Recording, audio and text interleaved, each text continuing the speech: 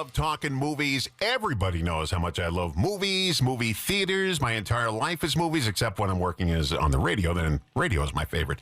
But anyway, Nell Minow is here. Nell Minow is the movie mom. You can see her hear her at moviemom.com. And you can also hear she's a contributor to RogerEbert.com. So you love movies. You're like me. Movies are your life. I mean, that's... Yeah, I do love movies, and, I figured out very young I was going to go see them all anyway, so I might as well get paid for it. That's right. And I have one superpower. People say, everybody's got a superpower. Mine is I can remember every movie I've ever seen and what theater I've seen it in. Wow. So the other day on one of the... it's one of the Facebook pages for movie ads. Somebody put an ad on there for Flaming Star with Elvis Presley and at the Paramount Theater. That was the ad. My dad took our family, my mom and dad took our family to see Flaming Star at the Paramount on Broadway and 43rd in 1961, I think it was. I remember where we sat in the balcony. I can't believe my father actually schlepped us in there to go see an Elvis Presley Western, but he did. And I remembered it. I told my brother, he said, I remember it too, like yesterday. Wow. But that's what movies have done. I remember, and that a lot of family memories are my dad losing his wallet in the movie theater. I remember the movie. It was the prime of Miss Jean Brody and the Butch Cassidy and the Sundance Kid, a double bill. He lost his wallet. My God. Two amazing movies, but very different. How many times do people sit through two movies today? I mean, you would never think of it. No, you wouldn't think of it. But I have been known to sit through 4. My then boyfriend, now husband, and I saw that there was a quadruple feature of Beatles movies at a movie theater when we were young. And we called to make sure. There were just 2 that we wanted to see again. And they assured us that we were coming at the right time. But ultimately, we were not. And then we ended up sitting through all 4 Beatles movies. It was A Hard Day's Night, Help, Let It Be, and Yellow Submarine. That is correct. And I sat through the Clint Eastwood. It was Spend a Day with Clint Eastwood. Fistful of dollars for a few dollars more. Good, Bad, and the Ugly, and Hang 'em High. Spend a Day with Clint Eastwood. I did it. I sat through all the movies. I also have sat through 5 Marx Brothers movies in 2 days. Yes. And it took me forever to realize that there were 2 different Marx Brothers movies where they stow away on a ship and separate out which one was which. But yeah. Mm-hmm. Yeah, and that was, you saw the ones with Gummo and Zeppo. Gummo was never on screen, just Zeppo. I certainly saw the ones with Zeppo. Zeppo, who always played the character who is a generation younger. I think Groucho played his father at one point. But Gummo didn't make any movies, huh? No, I met Gummo, and the first thing he said to me was I was never in the movies, but he was their agent, so I think he did very well. They always said I remember an ad for the 5 Marx Brothers. Am I missing? Yeah. Who were there was Harpo, Chico, Groucho, Gummo. And Zeppo. No, Zeppo. Just 4 of them. Oh, the 4 Marx, you're right. And then Zeppo dropped out and sort of became a full-time guy who goes to the horse track. And okay, here's a great trivia question for you. Zeppo was, like most of the Marx Brothers, other than Harpo, was a terrible, terrible husband. He and his wife Barbara got divorced, and she then married one of the biggest superstars in history. Do you remember who that was? No, but I got to write this down. Frank Sinatra. Really? Zeppo's husband? Zeppo's wife? Zeppo's wife, married Frank Sinatra. By the way, his name's not really Zeppo. No, they didn't know. They took all those names as stage names. Yeah, who named their kids Gummo and Zeppo and Groucho and no, they didn't. Yeah. Oh, that's good. Mm-hmm. That's good. Let's talk about the Academy Award nominations. Okay. Now, they used to do 5 of them, but from what I understand, a lot of people didn't see these movies, so what happened was they had to get some popular titles in there to get people interested, so they expanded it to 10, so they wouldn't just get these artsy movies up there and movies nobody ever heard of. So they expanded it to 10, and we have 10 this year. And let's go through them. I've only seen 2 of them. I've heard of a few of them, but I've only seen 2 of them. Nora is the first one. What do you think of that movie?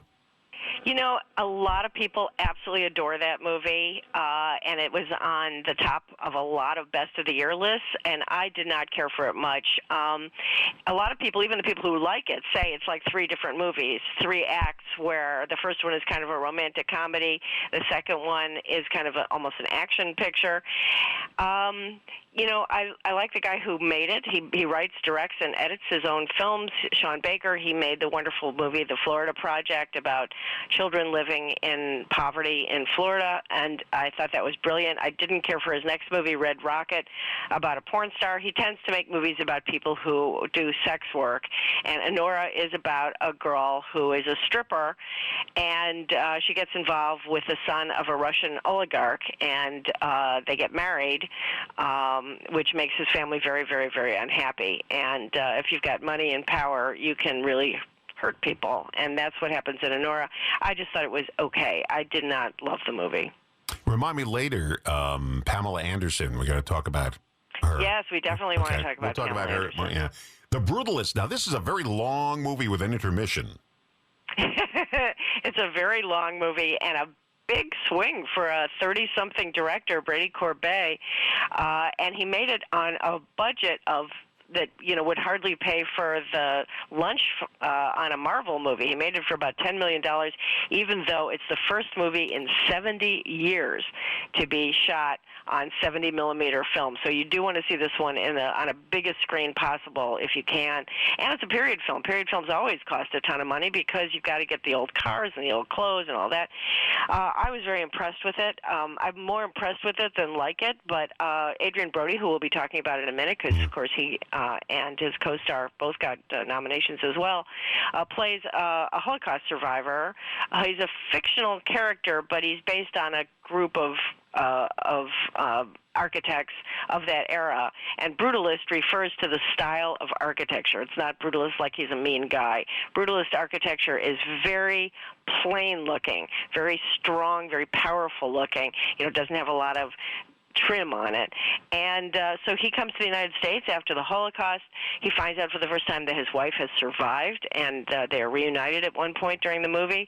And then he meets a wealthy patron, and it's really about the incredibly dysfunctional relationship he has as they both have different visions for this gigantic building that they're creating together. Where do you even find a 70-millimeter camera these days? I know. He's been on the news and talking to magazines about what he went through to get access. It's the film is the hard part, is to get access to the film, because nobody makes film anymore. Everybody shoots digitally. But that's so in a way, the backstory of the movie is kind of like the story of the movie itself, because the movie is about an artist who wants to create this massive, massive work of art, and all the odds are against him, and that's kind of what the people who made the movie went through as well. So I'm guessing right now, I'm predicting that movie's going to get the Oscar, but we'll see. Coming up in just a moment, a film I really, really love. My wife loved it, too. We'll talk about that in a moment. Nell Minow, the movie mom, is our guest. She's she's out of the site, moviemom.com, and she's also a contributor to RogerEbert.com, moviemom.com.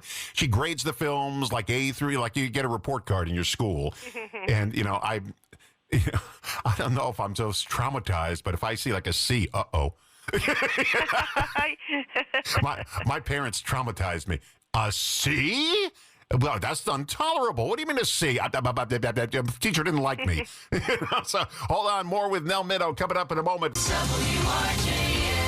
And right now it's Nell Minow, the movie mom, from moviemom.com and also RogerEbert.com. We're talking about the Academy Award nominees, one of my favorite movies of the year. I love it. A Complete Unknown, the story of Bob Dylan, with an amazing performance from Timothée Chalamet. I mean, he was Bob Dylan in that film. He's terrific, and if you watch of course, the classic documentary, Don't Look Now, you can see how carefully he studied Bob Dylan. But for me, the person who stole the movie, and I'm happy to see that he got an Oscar nomination, was Edward Norton. Yes, as Pete Seeger. I thought he was absolutely fantastic. I love it when they actually shave part of their hair and change their appearance for the movie. Yeah. And I think he did. I don't think he's missing that much hair on his head. So, he was great. And I just saw Don't Look Back. It was on Turner Classic Movies a few weeks ago. Yeah. Mm-hmm. And you Amazing, amazing movie. Really, just one of the all-time great and most influential documentaries. I love that movie, A Complete Unknown. The next one, it was in and out of theaters so fast. Conclave. That maybe would be my choice for the Oscars for Best Picture. I absolutely loved it. I would have been happy to see everybody in it get nominated. I know a lot of people didn't like the ending, and in fact, there's an interview with the author of the book it's based on where he talks about the ending in yesterday's New York Times. But I thought it was brilliant. That's another one where you have to see it in the theater. It is absolutely every frame of the film is gorgeous. But they had a head start because it takes place in the Vatican, where everything you look at is gorgeous. And, of course, you've got those bright red robes that the cardinals wear. So it's about the fact that the Pope, in the first 5 minutes of the movie, has died, and they've got to get together and pick a new Pope. And, aside from the fact that in real life that's one of the most secretive kinds of events that occurs, and over hundreds of years this has been going on, with the white smoke going up and the gray smoke going up. It is just an incredibly well-written, well-acted film with an fabulous cast, Ralph Fiennes and Stanley Tucci and John Lithgow. And as I said, a lot of people didn't like the ending, but I did. It's very controversial, but I liked it very much and was very touched by it. So I would say that was, of this list of 10, that's the one that I would vote for if I were picking the best film of the year. Now, they made a movie about this once before. I actually have it on DVD. The Shoes of the Fisherman with Anthony Quinn. Shoes of the Fisherman, right. It was right. about the same thing. They have to pick a new pope. Right, and the two popes is also another good one because that was about the only time in history that a pope resigned because of illness, and so they had two popes, and what were they going to do about that? That's another really good one. There's just a lot of inherent drama. Always when you have, that's why you have so many movies that are set in spaceships or in submarines. When you have a closed society like that, it's always immediately interesting and dramatic. Okay, Dune Part 2. Which I didn't see any of the Dune movies, so I don't know much about them. I'm not into science fiction. Well, your guy Timothée Chalamet is the star of that one, too. I know. This guy's hot. He was in Wonka last year. He's all over the place, this guy. And he hosted Saturday Night Live over the weekend as the musical guest and the host. There you go. This guy's everywhere. All right. He is everywhere. So did you see Dune Part 2? You must have. I did. Okay. I saw both of the Dunes. I'm not the biggest fan of the world of the Dunes movies, but certainly like The Brutalist, like some of the other movies, it's a big swing. They really go for it, and the special effects, Zendaya, absolutely terrific in it, and so I thought it's very powerful. I don't think it's a spoiler because the books have been out for a million years, so I'm just going to say one of the things that does surprise some people who are new to this material is that the chosen one, sort of the Luke Skywalker type character in this, is not always the good guy, and I think a lot of people are surprised because your expectations are different. But yeah, it is. It's a very striking, very powerful movie. Would not be on my list of the top 10 of the year, but it's very impressive. Now, here's one of those Netflix movies that didn't play theaters. I thought there was a rule you had to play a theater for 2 weeks in New York and L.A. in order to be nominated. They used to have that rule, I remember. They do have that rule, and so what they do is they play these theaters for a couple of weeks in New York and L.A., and the rest of us have got to watch them at home. Okay, Emilia Perez is the name of the movie we're talking about. It's a Netflix movie. It is a wild and crazy movie made by a French guy who I think shot it in France, but it takes place in Mexico mostly, a little bit of Switzerland, and it's about a lawyer. And you'll see, we're going to talk about Zoe Saldana, who's been nominated as Best Supporting, even though in some ways she's the main character of the story, but okay. So it's about a lawyer who is asked to help a sort of a godfather type, the head of a huge crime syndicate who wants to have a gender change in reassignment and become really a different person, go from being a gangster who gets people killed all the time to somebody who's very kind and generous and makes up for a lot of bad behavior in the past. And it's a musical, and it's mostly in Spanish. And you can't see it unless you subscribe to Netflix. That is correct, but I do like Netflix, yeah. All right, coming up, we got more with Nell Minow, the Movie Mom at moviemom.com and RogerEbert.com. And coming up on our list in alphabetical order, it's coming up. My favorite movie of the year. I saw it, the Broadway musical, and I loved it. I'm glad to see it's nominated. We know what we're talking about. Nell Minow's with me. Don Rosen in the morning. WRJN. We're talking to the movie mom, Nell Minow from MovieMom.com and RogerEbert.com. We're going over some of the nominations for the Academy Awards. We've got the Razzies to talk about, too.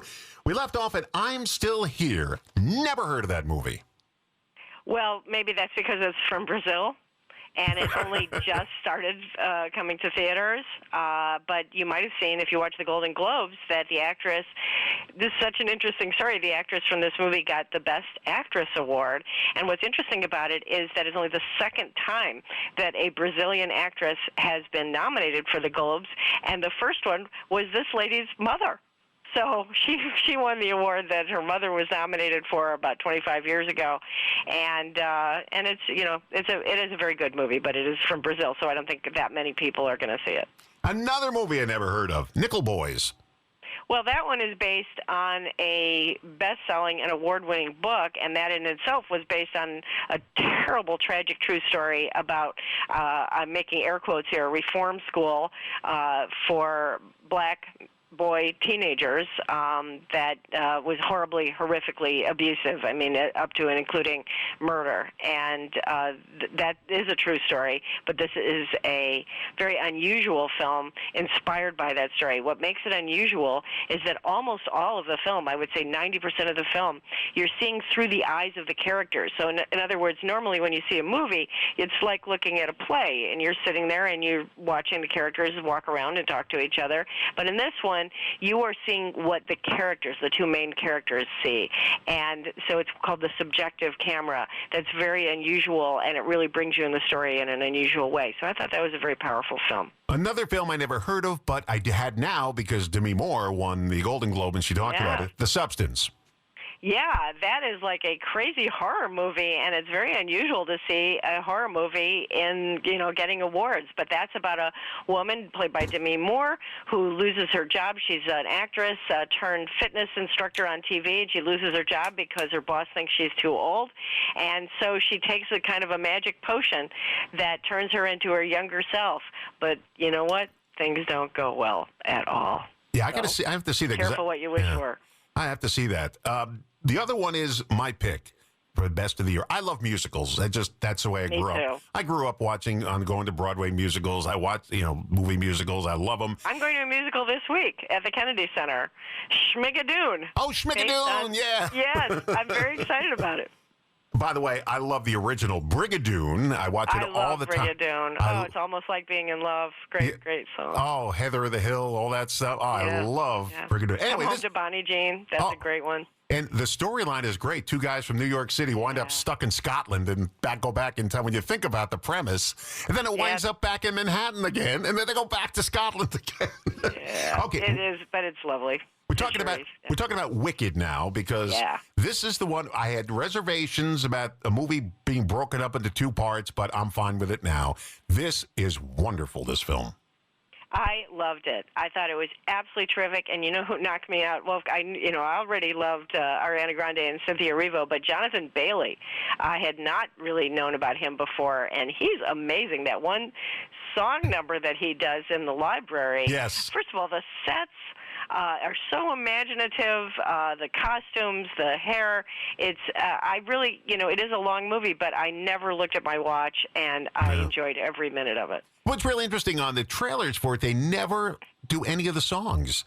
I mean, they're afraid to tell the people it's a musical, but they do all the songs. They do great justice to them in the film, and it is just a wonderful movie. And I'm not going to spoil it for anybody, but they end the part one at a perfect moment.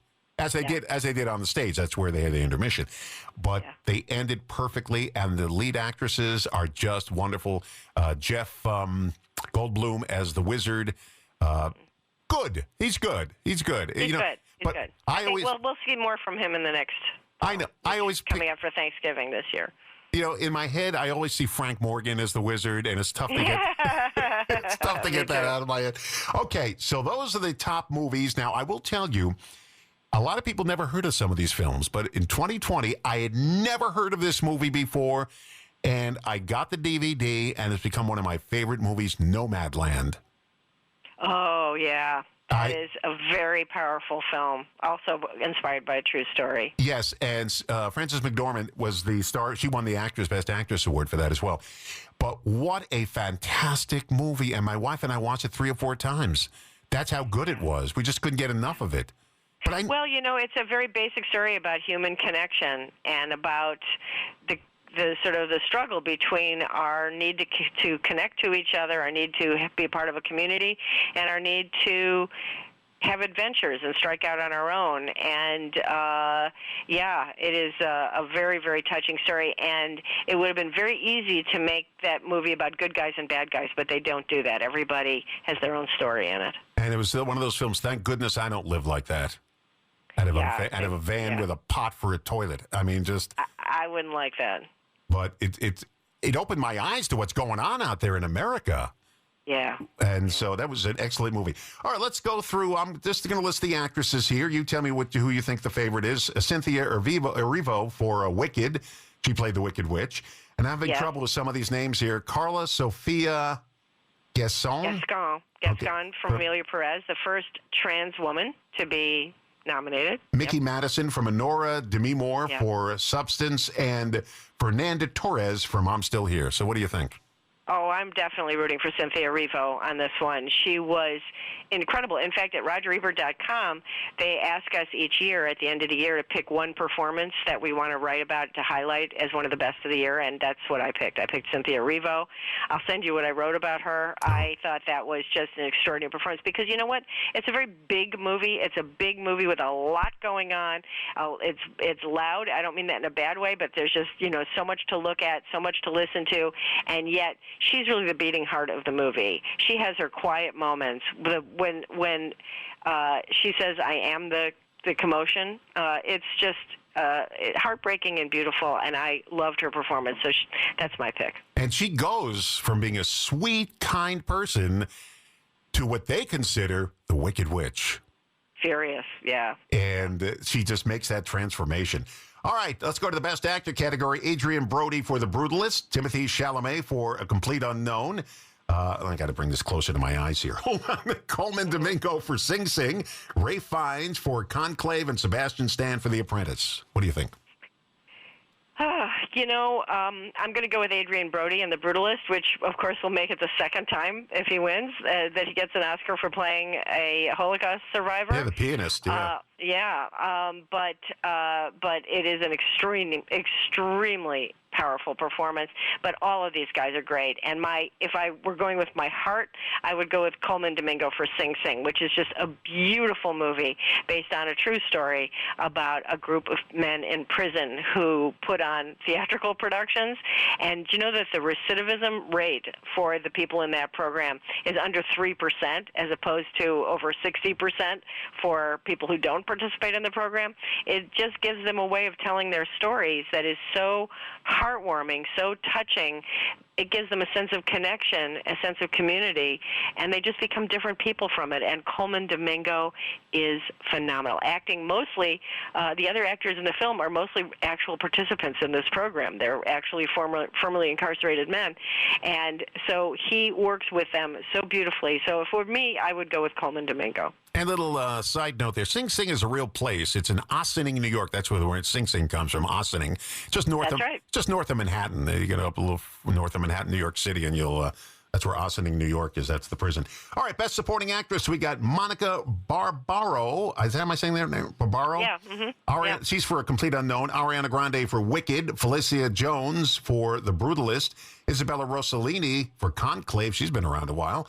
And Zoe Saldana for Amelia Perez. I think I know what your pick's going to be. Zoe Saldana? Yeah, it is definitely Zoe Saldana, and I think she's got a lock on it. She gives this role everything. As I said, she's in the movie more than the person who's nominated for Best Actress. She sings, she dances, she gives a very emotional performance. I would love to see her win.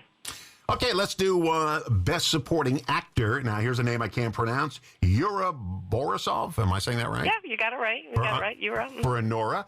You've got Kieran Culkin for A Real Pain. Yes, he is the brother of the Home Alone guy. Macaulay Culkin, yeah. Edward Norton, a great performance in A Complete Unknown, playing Pete Seeger, as you mentioned. Guy Pearce, the brutalist, he's been around for a while. And Jeremy Strong for The Apprentice. What do you think? You know, this is, I think, the toughest one. All of them are great, but I'm going to go with Kieran Culkin. I love the movie A Real Pain, about two cousins who go on a tour of Holocaust sites in Poland looking for the home that their grandmother grew up in. Jesse Eisenberg, of course, nominated for Best Screenplay as well, and Kieran Culkin is just heartbreaking in that movie, and so I'm going to go with him. Wait a second. Who'd you say wrote the screenplay? Jesse Eisenberg. The actor? Yeah, he directed it, wrote the screenplay, and stars in it. The guy from all those teenage movies? That's the one. Superbad, that guy?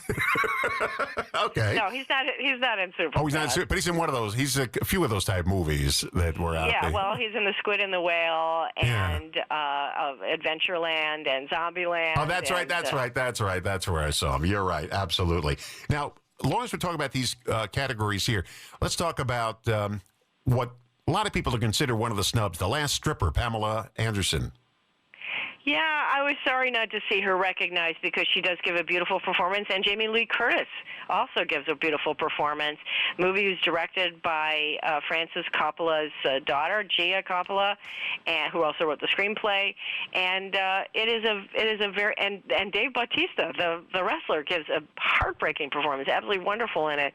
And also Carrie Fisher's daughter, Billie Lourd, is in it as well. Of course, the granddaughter of Debbie Reynolds, and yeah, I would like to have seen her get a nomination, but I think the fact that she's getting so much recognition for her beautiful performance in the film is meaningful. I want to recommend. I know you don't have Netflix. For the people who do have Netflix, one of my favorite films of the year is nominated. It is a short film. It's about 30 minutes long. It's on Netflix. It's a documentary called The Only Girl in the Orchestra. It's about the first woman to be in the New York Philharmonic, picked by Leonard Bernstein, and it's a ray of sunshine in your life to see this woman and how much music has meant to her over the years, how much she has given to music and to her students. It's just great. The Only Girl in the Orchestra. That's the one I would really recommend to everybody. You know, my father stood on Leonard Bernstein's toilet bowl. My father worked for a company that repaired pumps, and one of the problems was in the ceiling above Leonard Bernstein's apartment. So Leonard Bernstein sat on the rim of the bathtub while my father was standing on his toilet bowl to try to get to the ceiling. And Leonard Bernstein was sitting there talking to my father for about a half hour while he's sitting on the rim of the bathtub. I said, yeah, that's pretty neat. What a story. That's extremely neat. Okay, Best Director, Sean Baker and Nora. I'm having trouble with some of these names. Is it Corbett or Corbet? Brady Corbett? Corbet. Corbet. Yeah, The Brutalist. James Mangold for A Complete Unknown. Jacques something or other for Amelia Perez. These names are really brutal. Yeah. And the person for The Substance, I can't pronounce that name either. Right. I think Brady Corbet is going to get that one just because, as I said, it is such a big swing that he made that movie, that incredible movie, for under $10 million. That is phenomenal, and I think he is going to get it, and he may be the youngest person to win the Best Director award. Okay, the last category. What's that? I'm sorry, I cut you off there. What'd you say? I said he's still in his 30s, so he's very young. So here's the Best Animated Feature category. Flow, Inside Out 2, Memoir of a Snail, Wallace and Gromit, and The Wild Robot. I think, it could be Flow, which is a movie with no dialogue whatsoever from Latvia. First time Latvia has had an Oscar nominee, but it is a gorgeous film about a group of animals that are trying to get to a safe place. It is absolutely beautiful. I think my pick would probably be Inside Out 2, which made me cry, and of course, thank you, Pixar. But I also really love The Wild Robot. So these are all good choices. I do want to say that the two stop-motion animation, I love stop-motion animation. They're both great, but I just want to let people know that Memoirs of a Snail is definitely not for kids. We tend to think that all animated films are for kids. This one is not. And I'm not a big fan of Pixar animation, because it's going to be hard to describe it to you, but in all the scenes, when the characters are talking, they jut their faces at the screen. They just like they put their faces right at the screen, and it annoys the heck out of me. I like. I don't know why I can't. There are people that annoy me in life too, and I have no reason to have them annoy me, but they do, and that it's just noise. And they have such wide eyes. The characters, their eyes pop open, and they put their faces right to the screen. They jut their heads out, and it just annoys me. I like the hand-drawn animation. That's just me. I love hand-drawn. Well, then you will really love Flow because it is hand-drawn. It's like a beautiful watercolor, and it is just lovely. And I think that just might be the front runner right now. Now we talk about the dark side of award year. The Razzies, the Raspberry Awards, the dark side of Hollywood. All right, these are the films that people thought really stunk. Actually, I don't know who nominates the Razzies. They stand for Raspberry Awards is what they do. The nominations always come out the day before the Oscar noms, and then they give out the Razzies the day before the Academy Awards. And so let's talk about the worst pictures of the year. Borderlands, Joker, Folie Deux, Madam Web, Megalopolis, and Reagan. I saw Reagan. I didn't think it was that bad.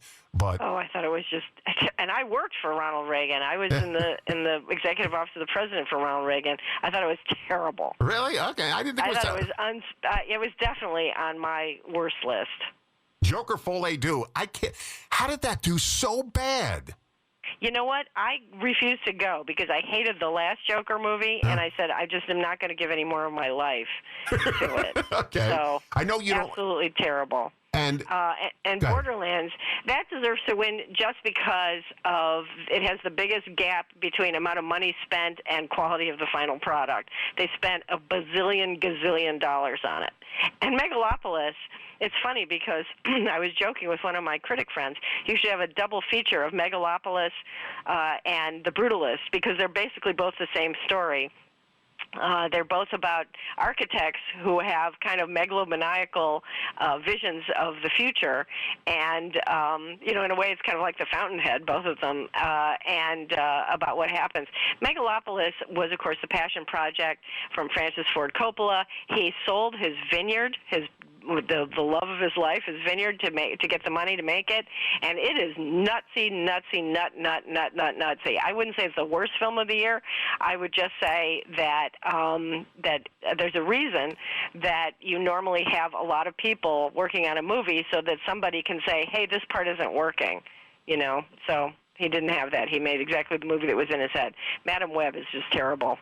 Is that a Marvel movie, Madam Web? Is that one of those Marvel films? Yes, it is. It is. It's as they say, it's from the Spider-Man universe. Ugh. And it was very disappointing. But, I would say I think Borderlands will probably win just because they spent so much money on it. It has an Oscar-winning actress in it, Cate Blanchett, and it's just a mess. Well, we'll say that nobody sets out to make a bad movie.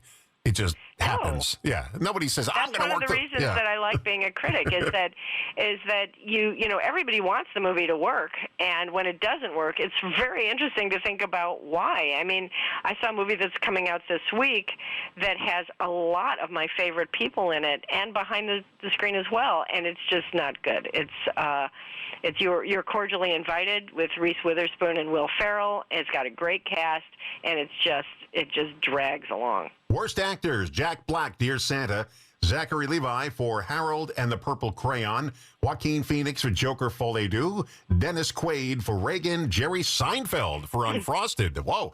I went to school with that guy. He was a nice guy. What happened? Yeah, well, and he's a funny guy, but this movie was not very good. Nobody would confuse Jerry Seinfeld with an actor, and, he's never really, so I wouldn't qualify him. Jack Black, I just want to say about Dear Santa, let me tell you how dumb this movie is. The movie's whole idea is that a boy with dyslexia who's very distressed because his parents are getting divorced misspells Santa on his letter to Santa and writes, Dear Satan. Oh, the premise sounds funny. Oh, it's terrible, huh? Okay. It's terrible. All right. But I would go with Dennis Quaid as Reagan. He's not good in that. Worst actress: Cate Blanchett for Borderlands, Lady Gaga for Joker, Folie Deux, Bryce Dallas Howard, which is the daughter of Ron Howard, for, is it Argyle? Argyle. Mm-hmm. Dakota Johnson for Madam Web, and Jennifer Lopez for Atlas. Okay, I'm going to go on that one. First of all, I want to say I enjoyed Argyle. Until the last 20 minutes or so, I actually thought it was a ton of fun, and then it goes completely crazy. And I thought Bryce Dallas Howard was lovely in it.